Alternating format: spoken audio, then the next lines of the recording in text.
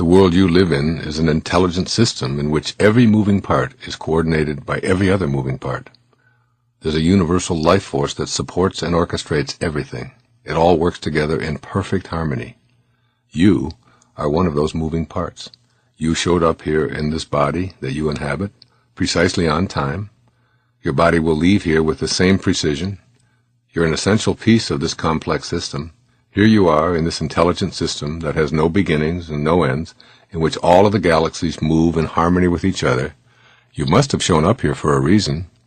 Khalil Gibran said, "When you are born, your work is placed in your heart." Take a moment right now and point to yourself.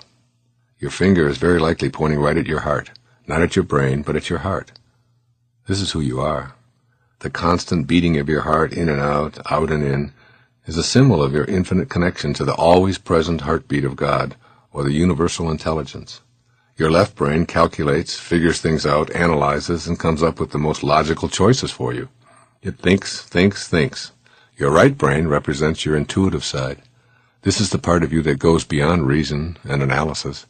It's the part of you that feels things, that's sensitive to love, that's emotional about what's important to you.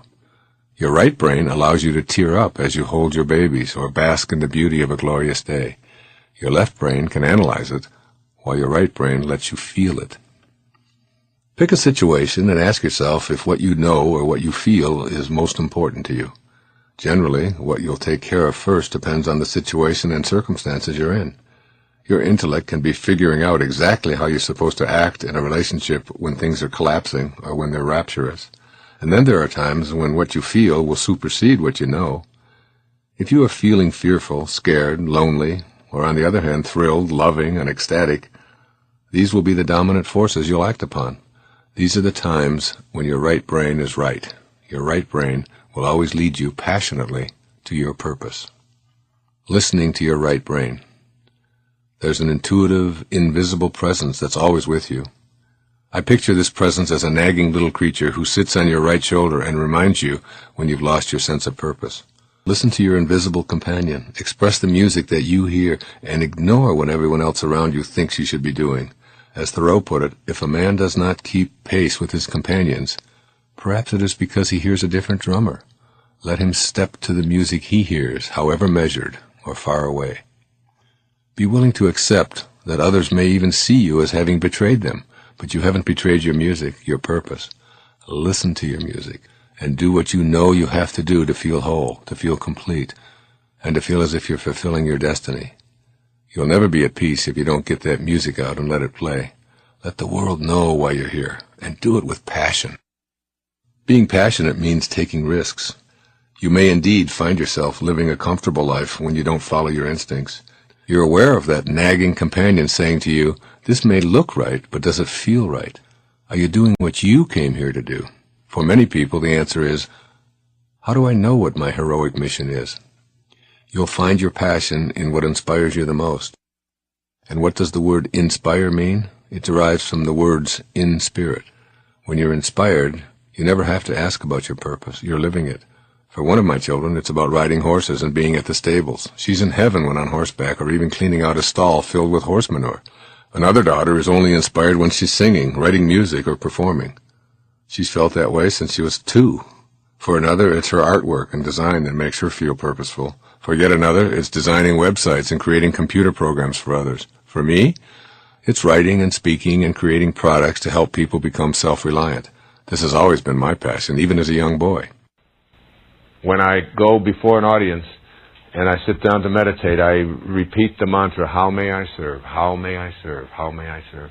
How can I get my ego out of this presentation, out of this program, out of what it is that I am doing, and my needs to have rewards and to have applause and to have people tell me how wonderful I am? How can I get all of that out?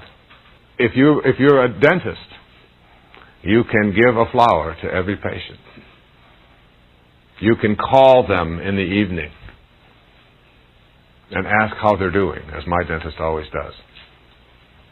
You can make your waiting room a place where people look forward to coming by putting in programs like this for people to listen to while they're being drilled on. It doesn't make any difference. If you're a cab driver, you can make your cab a place of service. You can do a little bit extra. And the irony is, when you turn your life over to being a statesman and ultimately to being a spiritual being, this attitude allows this free-flowing, unconditional, loving energy that is the divine universe, that is God, to enter into your life. And it just keeps going. You're just keeping the channels open, folks. That's all you're doing. You're just keeping it open. And you're aware of every little cue that comes along that blocks that channel. The minute that it's there, it's an angry thought, it's a judgmental thought, it's a stressful thought. The minute that it shows up, you replace it with an attitude of service, gratitude, generosity, and it leaves. The part of you that knows, the part of you that is infinite, as the poet suggests, the part of you that is every place, is also in all that you would like to see show up in your life. And if you keep a generous, grateful, serving attitude, you'll never block it. Thank you.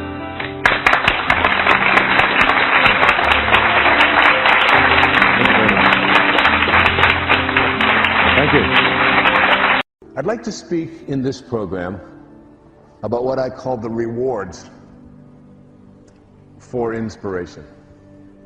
Things that will be your payoffs, your prizes, if you decide to move into spirit, into this world of spirit that I'm speaking about here on PBS.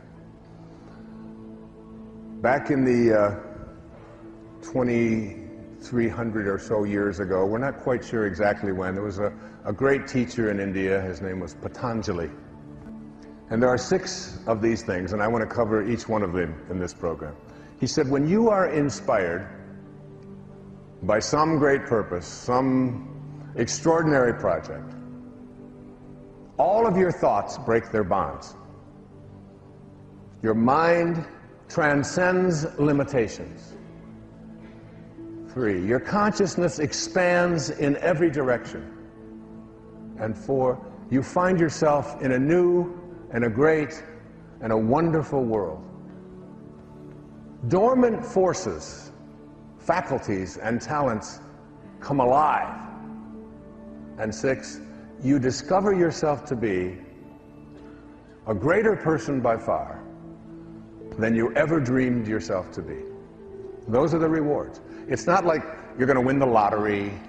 It's not, and you may. It's not that somebody's going to come riding into your life on a white horse or whatever. These are the rewards. These are the things that are going to be so powerful for you. All of your thoughts break their bonds. All of your thoughts break their bonds. What do we mean by your bonds? Your bonds are the thoughts that you have that keep you disconnected from your source. They are thoughts that are out of harmony with spirit, with God consciousness, with God realization. Because this is basically about being like God, being like source, being like spirit, being like divine mind. In everything, in every thought, in every action, more and more, connecting yourself back, catching yourself.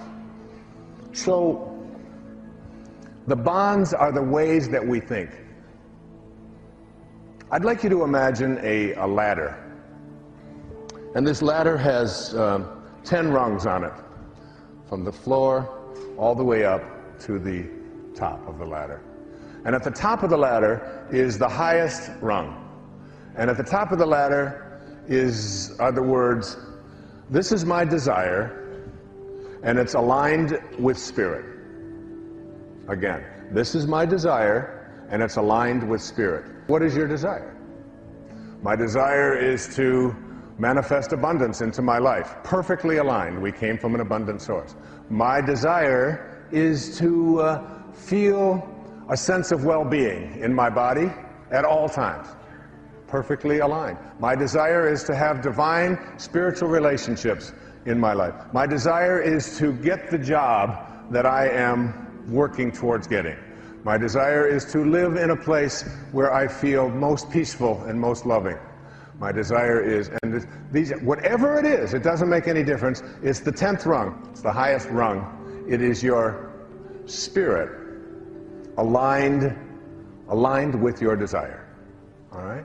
So here it is. It's right up here. Now you have to ask yourself the question, what is it that I offer up to this 10th rung desire? All right?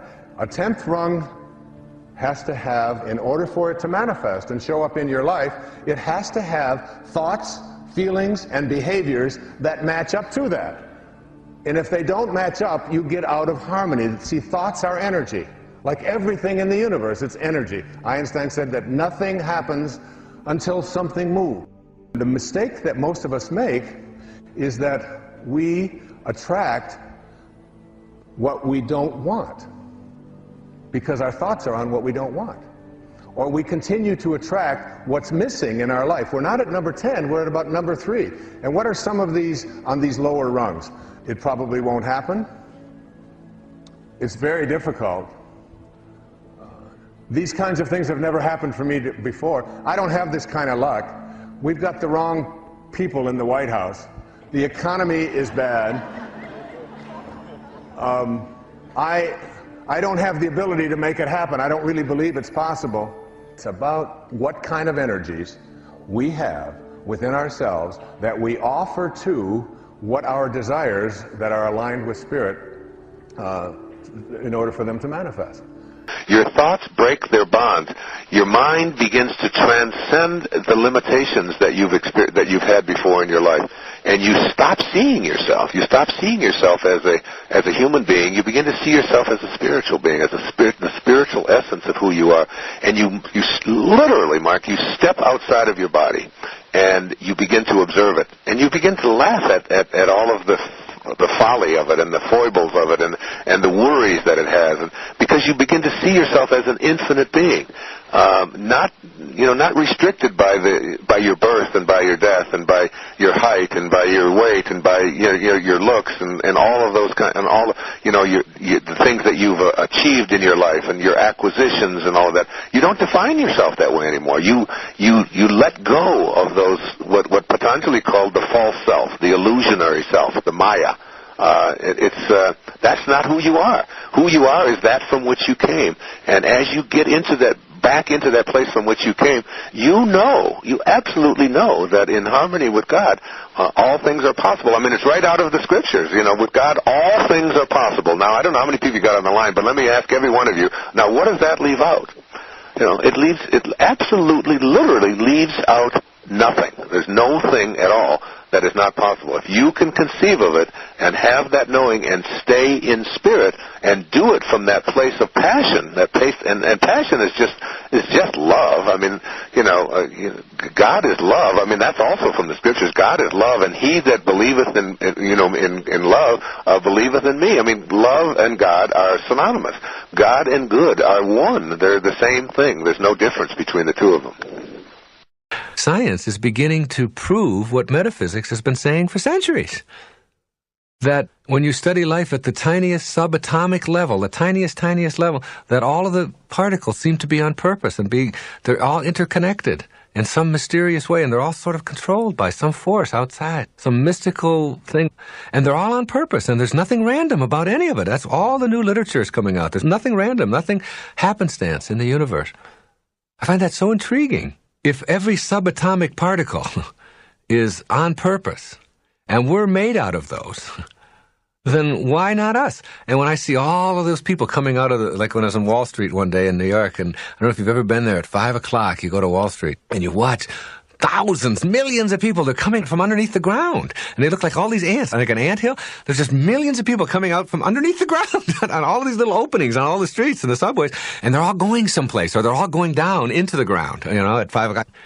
And I look at them now, and I think they're all on purpose. They're all like those subatomic particles. They appear random to us because we're so limited in our vision. We tend to view everything from the limited perspective of our form. When you know that they're all on purpose, it stops you. You see that little old lady driving slow, you say, well, she's doing just exactly what she's supposed to be doing. She's right where she belongs. and you stop judging it and analyzing it. When you have lunch tomorrow, have a salad. And when you have your salad, take that piece of lettuce and put it in your mouth and chew it up. And as you chew it up, notice that something happens in your mouth, something called salivation. Saliva enters your mouth. Do you get up in the morning and say to yourself, oh, God, here we go again. I have to salivate again today. I'm so tired of this. Why me? Why every day? Salivate, salivate, salivate. It's all, if I could just have, you don't do that, do you? Salivation, not salvation, salivation is a principle that you are born into. And it works independent of your opinion about it. It doesn't care. When you start chewing up the lettuce, you have to swallow the lettuce, don't you? You don't say to yourself, I got to get the lettuce from here down to here. Does it ever go up? Do you ever go, and it's up here someplace? Never. There's a principle within you, this you that you are here, called peristalsis, which makes the muscles go down. There's a muscle movement that makes it go down rather than up. First I got to salivate, now I got to peristalse. Ugh, this is so depressing. You don't do that. Peristalsis is a principle that the I that is we, called you, is born into. And then you have to distribute that lettuce, mulch, throughout your entire system. You got to get some of it to your liver, and some of it's got to go to your armpit, some of it's got to go to your heart, some of it's got to go to your eye. You don't concern yourself with whether it's going to all go to the right, but miraculously, perfectly, somehow, the lettuce gets converted to the right nutrients all over your body. A principle, cardiovascular pulmonation. How many are sitting there right now beating their hearts? You got to do it 14,000 times every day. Are you doing that? Do you worry about that? Do you concern yourself? No. Your heartbeat is a principle that you are born into. If you can accept that and know that there are principles operating within you that allow you to function perfectly because you've surrendered to them, you don't think about them, is it so difficult to grasp that there are also principles in this larger body called humanity of which you are a part as well? Because at the same moment that you are a single heartbeat in the body called humanity, you are also one beating heart. Everyone who comes into your life in any capacity is valuable. The petty tyrants in your life are just as divine as those who provide you with encouragement and support. Emerson put this important lesson like this: the whole course of things goes to teach us faith. The whole course. This means everything that comes your way. Perhaps the single most significant person in my life, the one person who made the greatest difference for me and my own spiritual development, is a person who by all accounts was a petty tyrant. This man was my father.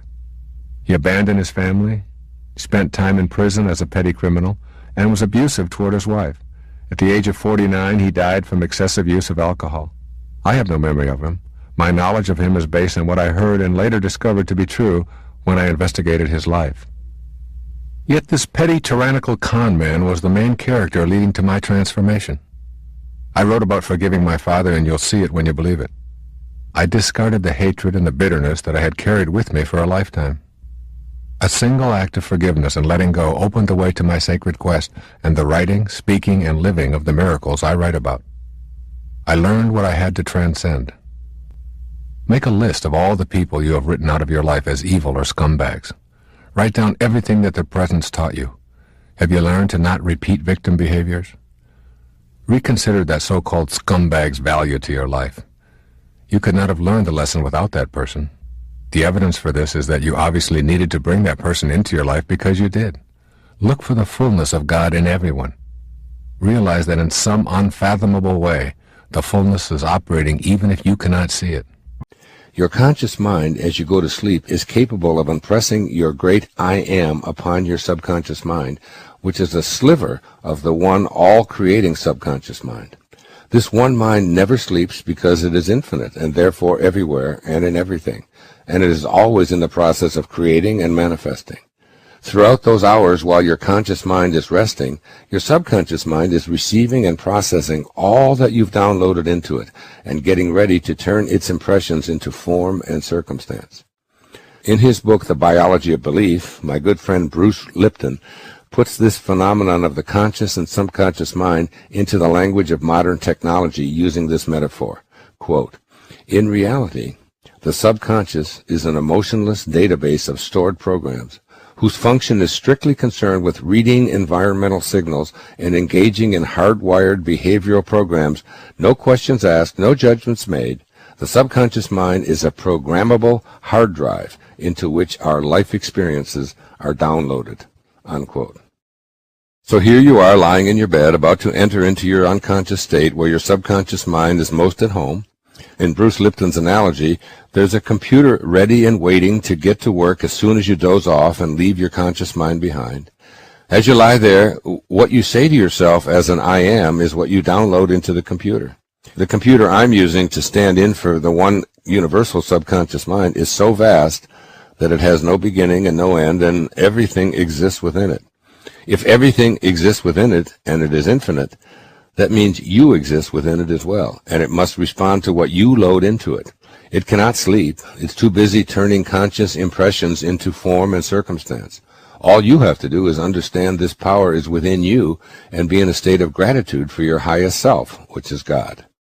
Remember those three magic words. You are God. There is only one subconscious mind, and your own subconscious mind is a part of that one mind. That invisible part of you is really the mind of God at work, as long as you don't edge God out. That's ego, which is what your conscious mind has probably been trained to do.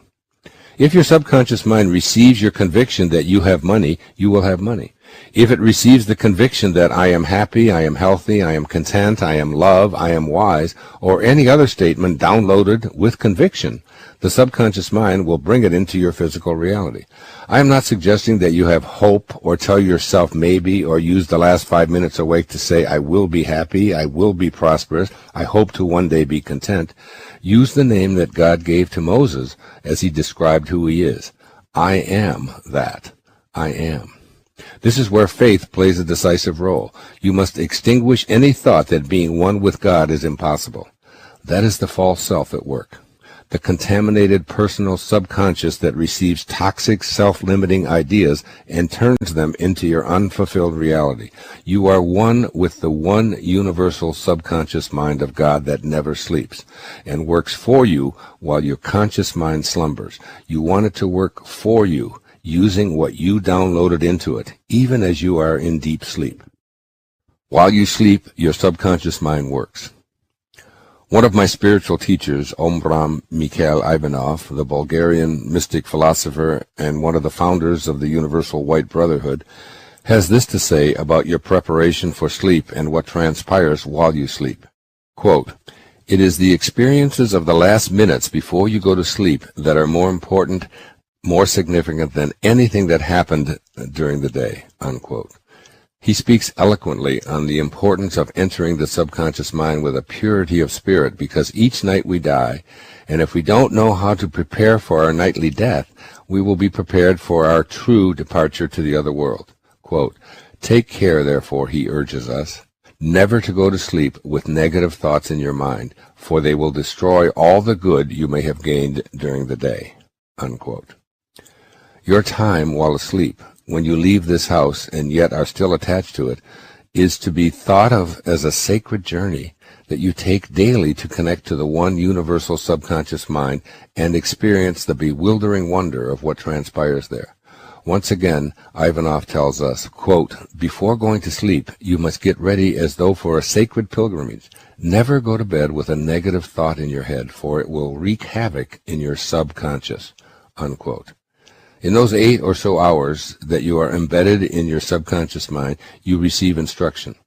The feelings you brought to your sleep time will be expressed tomorrow and in all of your tomorrows. This is a time when you leave behind the constrictions of your physical world and the limitations of your physical body. You allow the one subconscious mind to create your wishes without active participation from your solid material self. I cannot describe to you precisely how your subconscious mind works while you sleep, nor can anyone give you this kind of detail. As Neville puts it so succinctly, quote, "The subconscious receives impressions only through the feelings of man, and in a way known only to itself, gives these impressions form and expression," unquote. Who can describe the intricacies of a caterpillar weaving its own chrysalis and then emerging as a beautiful butterfly? It is a mystery known only to the one mind, as is how a subconscious impression turns into a hardened fact.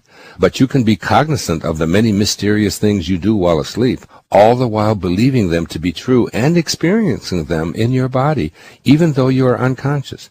I only ask you to enjoy the mysterious and know that it is full of potential. Wallow in it, and when you do, you open yourself up to infinite possibilities.